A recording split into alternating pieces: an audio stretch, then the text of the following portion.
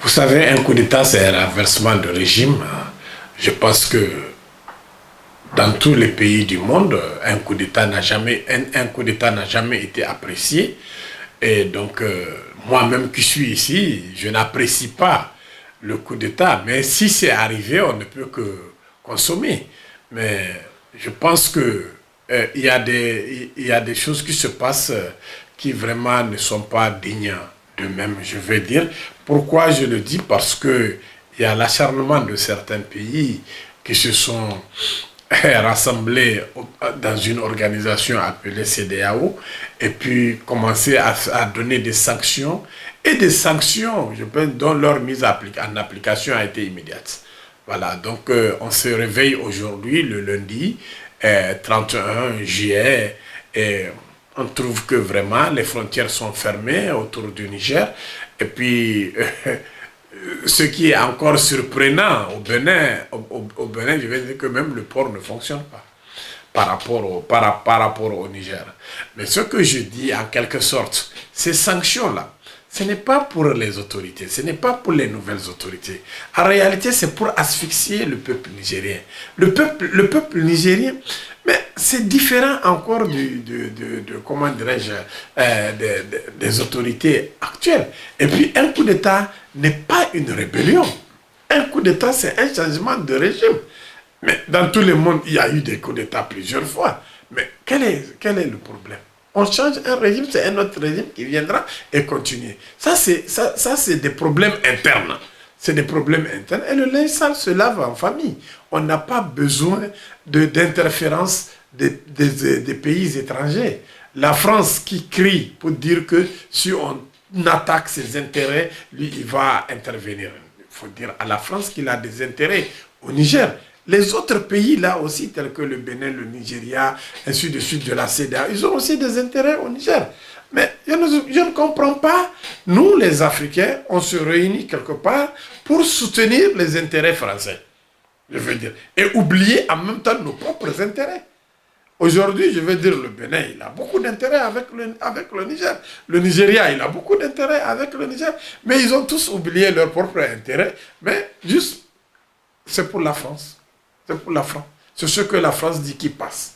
Donc vraiment, je veux que les gens comprennent aujourd'hui que le changement de régime, il est fait, mais le Niger reste tel qu'il est.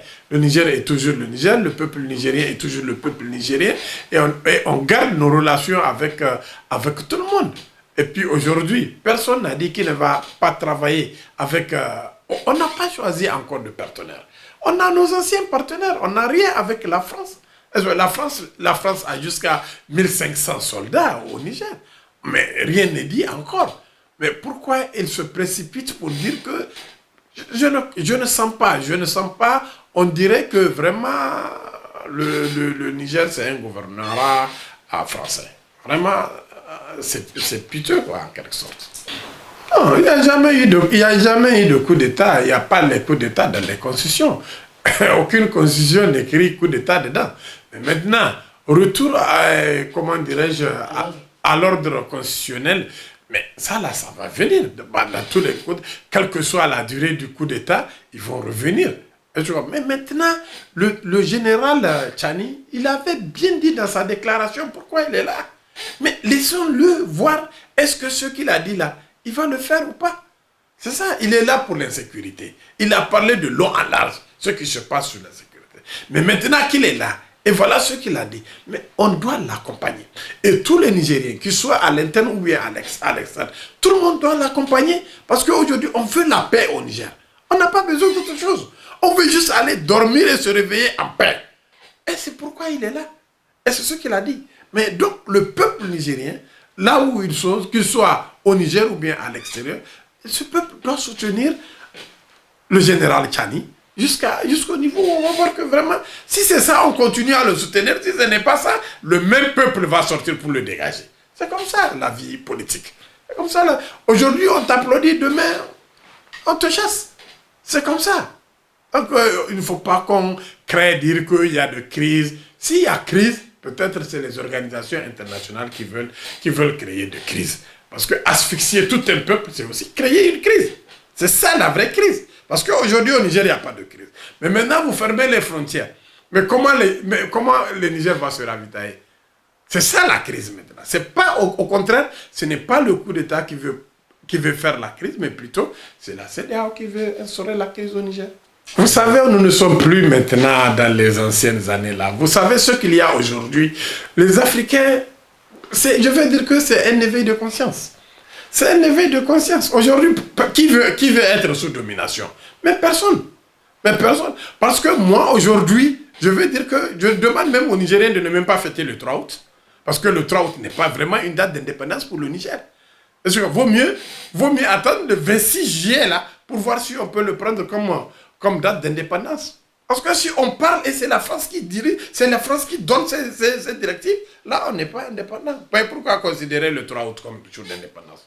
Moi je préfère que ce soit le 26 juillet comme jour d'indépendance. Voilà ce qu'il y a. C'est l'éveil de conscience. Nous on n'a pas connu la colonisation. On ne va pas nous forcer à être comme nos aïeux. Ce n'est pas possible.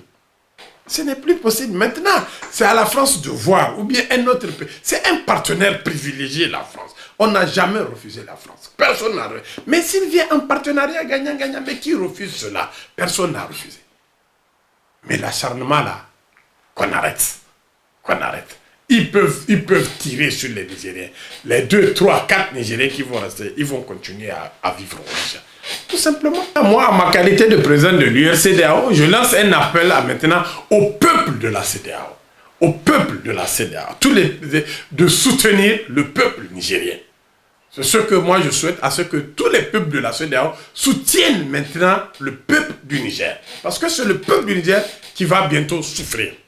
Est-ce que vous comprenez? Ce n'est ni les autorités, ni les gouvernements de la ni les gouvernants de la CEDEAO, mais plutôt les peuples de la CEDEAO. Donc, je demande à tous les peuples de la CEDEAO de soutenir le peuple